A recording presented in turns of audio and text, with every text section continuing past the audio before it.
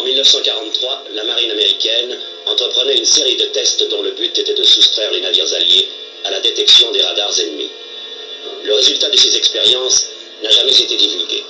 Le dernier essai qui a mis fin au projet est connu sous le nom de Philadelphia Experiment. Deux savants américains se sont égarés au cœur du temps, dans le labyrinthe des époques passées et futures, au cours des premiers essais ultra secrets d'un prodigieux dispositif, le chronogir. Tony Newman et Doug Phillips sont lancés dans une aventure fantastique, quelque part dans le domaine mystérieux du temps.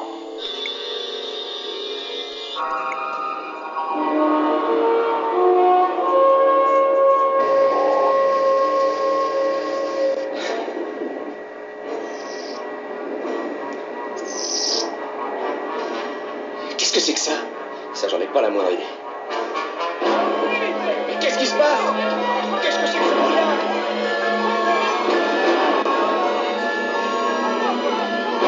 Hé, donnez-moi!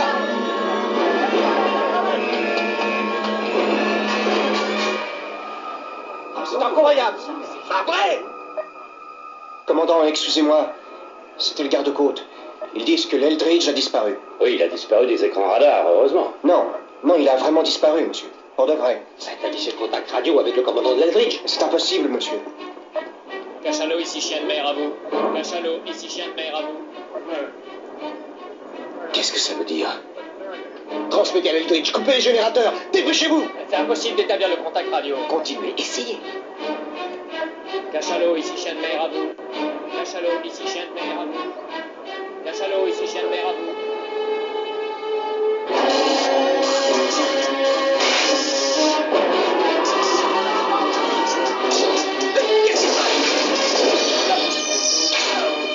Mais qu'est-ce que c'est?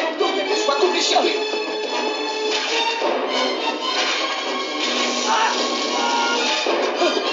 C'est lui.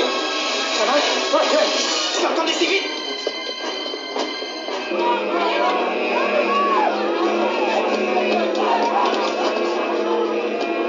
Comment tu fais?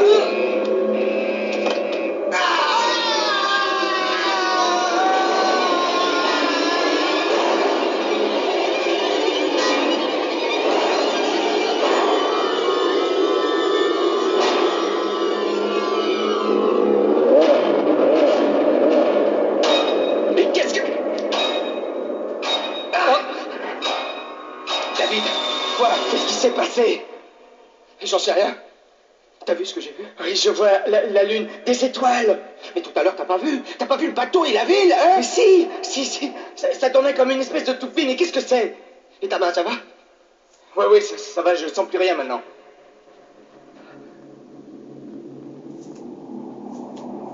Qu'est-ce que c'est encore? Je sais pas. Hé, regarde ça!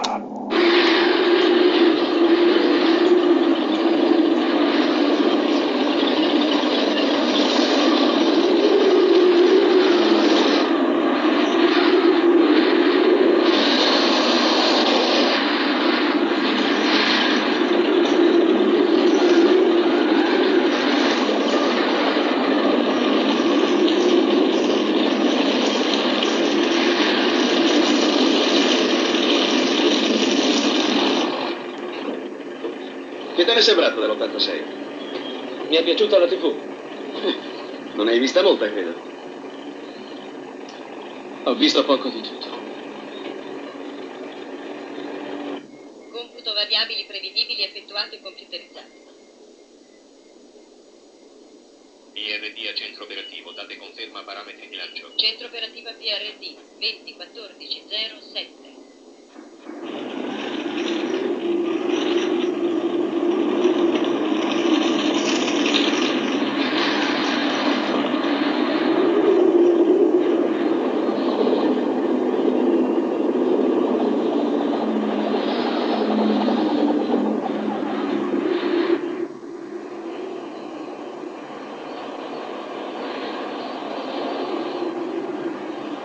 La conosci quella nave? Sì, come le mie tasche. Siamo in posizione. Siamo in posizione e quasi pronti. Operatore, prepararsi al lancio.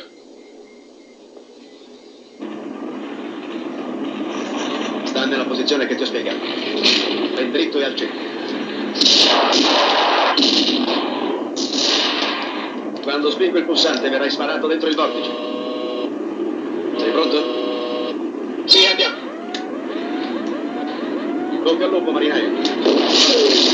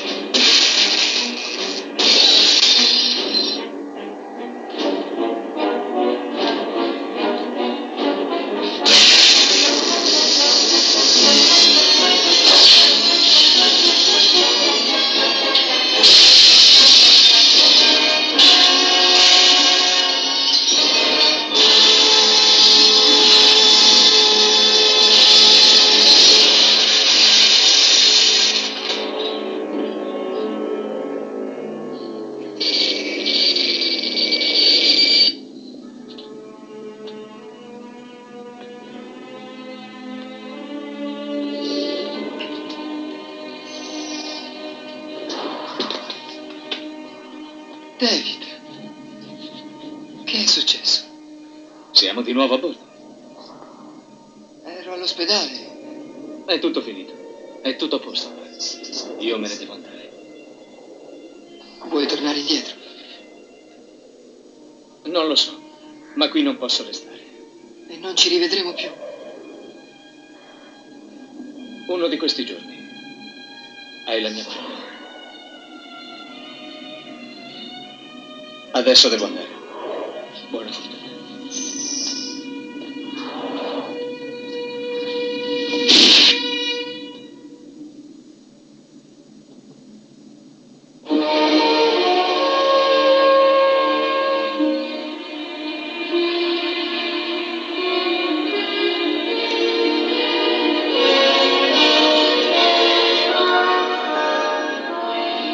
Squadra interventi di emergenza. Prepararsi ad accostare la nave. Squadre mediche 4 e 6. Prepararsi al trasbordo.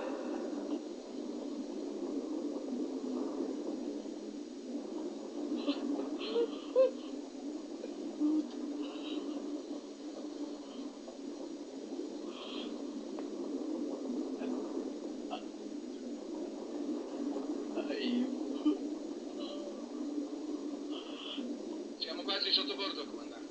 Ci sono dei focolai di incendio sul bordo e molti uomini che si muovono sulla nave. Alcuni sembrano gravemente ustionati. Oh mio Dio, un uomo. Spunta solo a metà dal ponte. È come se fosse sepolto nell'acciaio. E si muove. È ancora vivo. È uno spettacolo indescrivibile, è orrendo.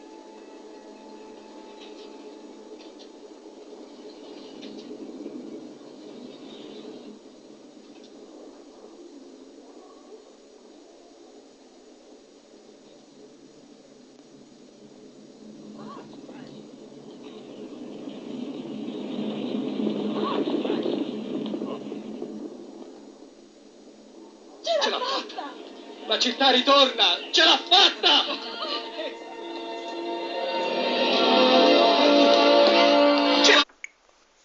Bonjour à tous. Bon, là, vous venez de voir une petite compilation du film Philadelphia Experiment, hein, qui a été sorti sur les écrans en 1984. Hein. Je vous ai mis quelques petits extraits. Hein. Surtout la scène où les deux marins sautent du bateau, hein, et se retrouvent pris dans le tunnel d'hyperespace. Ensuite, juste après, vous avez un petit extrait, mais en version espagnole, où vous avez l'un des deux marins qui reprend le tunnel, mais en sens inverse pour revenir sur le bateau, afin de détruire les générateurs qui alimentaient en énergie le tunnel d'hyperespace. Bon, pour certains, c'est un film de science-fiction, mais il faut vous dire une chose, c'est que ce film est basé sur un fait réel. Cette expérience a réellement existé dans les années 40. L'effet Mandela est un phénomène qui altère la mémoire d'une multitude d'individus qui se souviennent d'événements, mais qui auraient disparu de la mémoire collective. Comme si un facteur incompréhensible était passé par là en modifiant certains aspects du passé de notre réalité. L'effet Mandela s'appelle ainsi parce qu'en dépit du fait que le grand leader sud-africain Nelson Mandela soit mort chez lui des suites d'une infection pulmonaire en décembre 2013, beaucoup de personnes semblent se souvenir d'une autre réalité qui nous indiquerait que Mandela était mort beaucoup plus tôt, au mois de juillet 1991. Et toutes ces personnes sont capables d'indiquer avec une bonne quantité de détails que Mandela était bien mort beaucoup plus tôt que ce que l'on dit dans la prison de Robben Island. La chercheuse en paranormal Fiona Broom fut l'une des premières à évoquer cet étrange mystère auquel elle avait donné le terme d'effet Mandela. Bien que l'histoire nous précisait que Mandela était mort en 2013, Fiona Broom, elle, était persuadée que Mandela était en fait mort bien avant la date réelle de 2013. En fait, elle affirmait même avec une sécurité totale qu'elle se souvenait des détails concernant les funérailles. Ainsi, la surprise de Broom fut assez grande lorsqu'elle va découvrir que les souvenirs qu'elle avait de la mort du leader sud-africain ne correspondaient pas, ou ne correspondaient plus à notre réalité. Par la suite, lorsqu'elle effectua des recherches sur ce cas, elle se rendra compte qu'elle n'était pas la seule à vivre cela. Et de nombreuses personnes racontaient que la même chose leur était arrivée. Certaines personnes ont essayé de rechercher une explication à ce phénomène d'altération de la mémoire collective, qui se souviendrait d'un fait qui ne correspondrait plus à la réalité dans laquelle nous vivons. Pendant que certaines personnes croient que l'effet Mandela serait principalement dû à l'activité de certains accélérateurs de particules, dont le célèbre LHC, d'autres disent que l'effet se produirait à cause du déplacement de la conscience collective humaine dans des univers dits alternatifs, c'est-à-dire parallèles. Cela provoquerait une confusion dont l'origine n'est autre que la dissociation entre ce dont on se souvient et ce qui s'est réellement passé. La dernière hypothèse est la théorie des univers multiples ou mondes parallèles. Certains considèrent que lorsque différentes lignes temporelles se chevauchent, des réalités alternatives se créent et font apparaître dans la mémoire des faits qui ne se sont pas produits dans notre réalité. Cette dernière hypothèse sur les mondes parallèles et les lignes temporelles se chevauchant est en fait la plus réaliste. Contrairement à ce que beaucoup de personnes penseraient, ce n'est pas l'activité de certains accélérateurs de particules qui sera la source du phénomène qu'on appelle l'effet Mandela. L'interaction de mondes parallèles avec le nôtre avait en fait commencé pendant l'expérience de Philadelphie, durant laquelle des scientifiques auraient accidentellement ouvert une énorme brèche dans le tissu spatio-temporel de notre univers, surtout de notre planète. L'ouverture de ce couloir spatio-temporel nous avait mis en contact avec un monde parallèle correspondant à notre futur. Au futur. Pour ceux qui ne connaissent pas ou qui ne savent pas ce que c'est que cette expérience de Philadelphie, je vais vous faire un bref récapitulatif, vraiment petit, parce que j'ai déjà fait d'autres vidéos sur l'expérience de Philadelphie. Dans les années 40, la marine des États-Unis se lancera dans une série d'expériences dont le but était destiné à soustraire des radars ennemis à un navire de guerre. Pour cela, les scientifiques exploiteront l'utilisation de puissants champs magnétiques afin de rendre invisible des radars ennemis le navire expérimental, qui s'appelait l'USS Eldridge, parce que le film a repris le nom que portait ce bateau dans les années 40. Mais n'ayant pas fait de calculs supplémentaires concernant la puissance magnétique à utiliser, les scientifiques vont assez rapidement être confrontés à un phénomène bien étrange. Alors qu'ils espéraient obtenir une invisibilité optique du navire, ils assisteront en fait à une dématérialisation complète du navire expérimental. Précisons tout de même que cette expérience fut réalisée pendant la Deuxième Guerre mondiale le 12 août 1943. Pendant que les scientifiques qui étaient positionnés sur d'autres navires assistaient à cette dématérialisation incompréhensible du bateau expérimental, les marins, eux, qui étaient restés sur le navire expérimental, vivaient un enfer, hein, comme vous l'avez vu dans les petits extraits. Deux des marins qui étaient chargés d'activer les générateurs magnétiques s'affolèrent et décidèrent de sauter par-dessus bord. Mais au lieu de plonger dans les eaux de l'océan, ces deux marins se retrouveront en fait propulsés puis aspirés dans une sorte de tunnel d'hyperespace qui les conduira 40 ans plus tard, dans un monde parallèle, au milieu d'une autre expérience d'invisibilité qui se déroulait proche de New York, dans la base de Montauk, à Long Island, le 12 août 1983. Bien entendu, cette nouvelle réalité parallèle correspondant au futur, les deux marins qui avaient sauté du bateau en 1943 se retrouveront devant l'instigateur de l'expérience, qui était Von Neumann, mais qui sera lui vieilli de 40 ans. D'ailleurs, dans l'extrait, vous voyez le jeune qui est sur le bateau qui observe, et dans le deuxième extrait, vous voyez un vieux, c'est la même personne. Sauf que les marins qui ont sauté du bateau ont vu cette différence en quelques minutes. Lorsque ces deux marins se sont retrouvés devant ce professeur, un vieilli de 40 ans, au début ils ne l'avaient pas reconnu, mais par la suite ils vont comprendre ce qui s'était passé. Ce professeur Von Neumann demandera à l'un des deux marins de retourner sur le bateau expérimental de 1943 afin d'y détruire les générateurs magnétiques du bateau qui alimentaient en énergie le tunnel d'hyperespace qui les reliait à ce monde parallèle qui correspondait à l'année 1983. Suite au désastre humain qui affecta les membres d'équipage, les scientifiques décideront de stopper les expériences. Mais après avoir réussi à comprendre les causes qui avaient affecté l'équipage pendant cette expérience, ils relanceront deux autres expériences qui, eux, réussiront en épargnant l'équipage. En 1947, et voulant poursuivre leurs recherches, les scientifiques qui avaient conçu et réalisé cette expérience de Philadelphie demanderont au gouvernement américain de leur fournir une base où ils pourront continuer leurs expériences. Le gouvernement américain leur octroiera une base militaire désaffectée qui se trouvait à Long Island, proche de la ville de New York. C'était la fameuse base de Montauk. Ils s'y installeront et remarqueront que le radar de la base pouvait affecter l'humeur des gens lorsqu'on modifiait les fréquences d'émission. À partir de cet instant, ils mettront progressivement au point un appareillage assez sophistiqué qui, connecté au radar, permettait l'ouverture de vortex qui les connectait vers d'autres mondes parallèles. Dans les petits extraits du film La Philadelphia Experiment que je vous ai posté au début de ma vidéo, vous pouvez voir les marins sauter du bateau et se retrouver sur de la terre ferme au milieu d'un petit complexe de bâtiments qui lui avait été dématérialisé suite à une expérience qu'ils étaient en train de réaliser. Dans la réalité, ces deux marins avaient en fait traversé le tunnel d'hyperespace qui reliait ces deux expériences d'invisibilité et qui, comme je l'ai dit, étaient distantes de 40 ans pour finalement se retrouver malgré eux dans cette base de Montauk. Concernant cette base de Montauk, on peut évoquer le témoignage aussi de Stewart Swedlaw, qui prétendra avoir servi de cobaye dans le cadre de ce qu'il appelle le projet Montauk, une série d'expériences qui portait sur le voyage dans le temps et la création de portes dimensionnelles.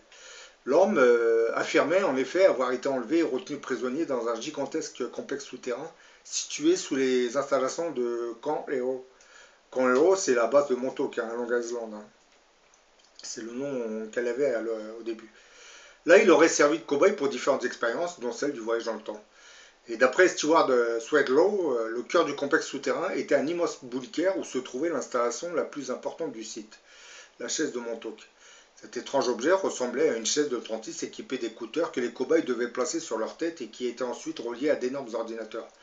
Stewart Swedlaw évoquait aussi les expériences de voyage dans le temps et de téléportation auxquelles il avait assisté. Les installations ressemblaient à d'immenses miroirs dotés d'une technologie capable de créer des fréquences vibratoires, capable de relier différents points dans l'espace et dans le temps, points entre lesquels ceux qui franchissaient ces étranges miroirs portes pouvaient ainsi voyager. Nous avons aussi un autre témoignage qui est celui d'une autre personne, c'était celle de Andrew Basiago, le représentant de la ville de Seattle aux États-Unis, qui lui affirmait qu'entre l'âge de 7 ans et jusqu'à ses 12 ans, il aurait participé à un projet top secret du gouvernement américain qui avait pour nom de code projet Pegasus durant les années 60-70. D'après lui, ce projet avait pour but de faire des expériences dans les domaines de la téléportation et du voyage dans le temps. Il faisait des tests mentaux et physiques sur les effets du voyage dans le temps, sur les enfants et les adultes. Finalement, ils se rendront compte que les enfants possédaient plus de prédispositions pour se déplacer entre le passé, le présent et le futur. Andrew Basiago affirme que cela fait environ 40 ans que le département de la défense américaine utiliserait ces technologies. Il a même donné une description de la machine. Elle serait, d'après lui, composée de 2 ellipses grises d'environ 2,40 m séparées de 3 mètres. Et entre les deux se trouverait une sorte de tapis miroitant d'énergie appelée énergie radiante. Cette forme d'énergie qui aurait été découverte par Tesla permettrait le voyage dans le temps. Il affirme qu'il aurait participé à 8 différentes technologies de voyage dans le temps durant son séjour au sein du programme. Là, par la suite, je vais vous poster juste à la fin un petit documentaire qui raconte le voyage d'Andrew Basiago avec son père à travers ce portail interdimensionnel. Et pendant toutes ces expériences réalisées à Montauk et dans d'autres parties des États-Unis, les scientifiques avaient ouvert des brèches temporelles vers des mondes parallèles et auraient essayé de modifier certains aspects de notre histoire passée. En modifiant le passé, on fabrique une nouvelle réalité alternée, mais la précédente réalité continue d'exister sur un plan parallèle. Et toutes ces nouvelles réalités qui furent initiées à Montauk nous mettront en contact avec plusieurs mondes parallèles. Et depuis les années 80, beaucoup de ces mondes entreraient en interaction avec le nôtre en stimulant par la même occasion une altération de notre mémoire. C'est ce qu'on appelle l'effet Mandela. On a le souvenir d'un événement qui ne correspond plus à notre réalité. Nelson Mandela est mort le 21 juillet 1991, alors que dans la mémoire collective, il était mort au mois de décembre 2013. On vit dans une réalité alternée où le passé aurait été modifié. Mais comme l'histoire réelle ne disparaît pas et continue de s'écouler sur un plan parallèle, elle finit par entrer en interaction avec notre réalité alternée, résultant de cette modification de notre passé. Et ainsi, on gardera en souvenir la vraie réalité, celle où Mandela était bien mort en 1991. Quant à la réalité dans laquelle nous vivons actuellement et qui nous dit que Mandela est mort au mois de décembre 2013, celle-ci est la résultante de cette modification réalisée par une intervention humaine qui s'amuse depuis les années 60 à modifier certains aspects de notre passé. Et toutes ces interventions dans le temps feront en sorte que plusieurs mondes parallèles se mettront à interagir avec le nôtre, modifiant par la suite certains souvenirs de notre histoire. C'est ça qu'on appelle l'effet Mandela. On a dit que s'est-il passé, c'est qu'on a envoyé des gens dans le passé pour modifier certains aspects de notre passé.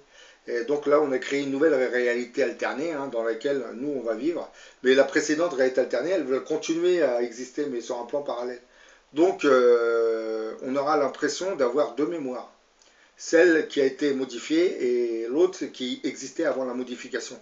C'est pour ça que certaines personnes pensent que Mandela était bien mort en 91. Ceux qui pensent que Mandela était mort en 91 se connectent à l'ancienne réalité, celle qui était vraie.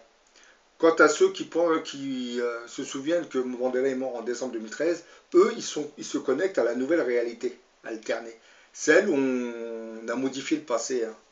Ce que j'ai déjà dit dans une précédente vidéo, Nelson Mandela, les autorités américaines ne voulaient surtout pas qu'il meure parce que ça aurait fait un traumatisme dans la population noire. Elle aurait vu le blanc comme l'agresseur qui s'attaque toujours au noir. Surtout qu'aux États-Unis, comme je l'ai déjà dit, il y a une importante communauté afro-américaine. Donc les États-Unis ne voulaient pas de troubles dans leur pays. Donc ils ont initié un programme de voyage dans le temps. Ils ont envoyé une équipe en 91 pour modifier le sort de Nelson Mandela.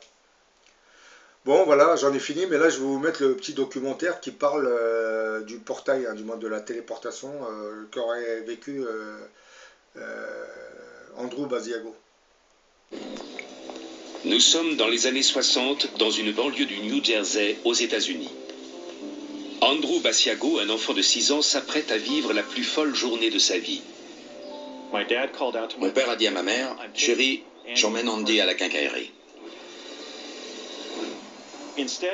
En fait, il m'a conduit à l'ancienne base aéronautique de Woodridge,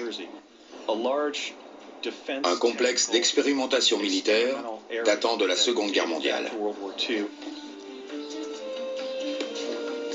Alors qu'ils arrivent sur les lieux, Andrew se demande pourquoi son père l'amène là. Je ne comprenais pas ce qui se passait. Le père d'Andrew le conduit jusqu'à une pièce dérobée. Ce qui se trouve à l'intérieur ne ressemble à rien de ce qu'il a vu.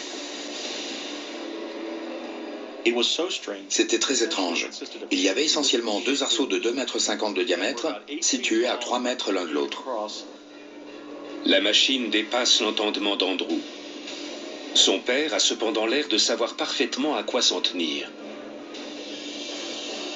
Mais à quoi sert cette installation? Mon père a demandé à un technicien de l'allumer. Sous les yeux d'Andrew, les arceaux se mettent à tourner, générant un étrange flux énergétique. On aurait dit de l'eau coulant d'une fontaine. C'était très beau, comme un champ de force scintillant. Alors que le champ énergétique gagne en puissance, le père d'Andrew fait une chose incroyable. Il demande à son fils de lui donner la main. Ce qui se passe ensuite défie l'imagination. On a compté jusqu'à 3, et tout à coup, on a traversé le champ énergétique. J'avais l'impression de bouger. Il y avait une lumière au loin qui se rapprochait de plus en plus vite. Quand elle nous a atteints, nous étions ailleurs dans le pays. Mon père ne m'a pas dit où on allait.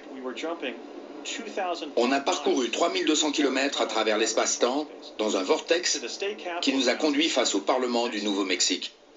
Ce témoignage est surprenant. 2 humains se seraient-ils déplacés en quelques instants du New Jersey au Nouveau-Mexique? Qu'est-il arrivé à Andrew et à son père? Ce récit n'est-il que le fruit de l'imagination d'un enfant de 6 ans? Basiago ne voit qu'une seule réponse. Je crois que je me suis téléporté. C'est un peu comme traverser un tunnel automobile à 15 000 km/h sans personne sur la route. On s'est déplacé physiquement dans un vortex de l'espace-temps. Le père d'Andrew a-t-il mis au point la première machine à téléportation? Si c'est le cas, que compte-t-il en faire?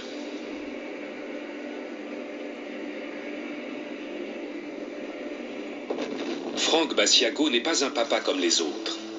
Durant la guerre froide, les États-Unis et l'URSS se disputent la suprématie militaire. Frank dirige une équipe de scientifiques qui mène des recherches top secrètes sur la téléportation. Mais pourquoi choisit-il son fils comme cobaye? Mon père s'est sûrement téléporté avec moi pour montrer que s'il osait emmener son fils, la machine ne présentait aucun danger pour quiconque. J'étais comme un enfant embarqué sur une caravelle de Christophe Colomb, comme un assistant des frères Wright ou de Thomas Edison. Suite au succès de leur téléportation, Frank Basiago considère que son invention est trop importante pour la garder secrète. Il veut la rendre publique. Mais l'armée américaine s'y oppose. Malheureusement, la machine à téléportation américaine est restée secrète jusqu'à ce jour. 40 ans plus tard, Andrew n'a qu'une idée en tête. Pour lui, la téléportation est une invention cruciale, dont tout un chacun devrait pouvoir bénéficier.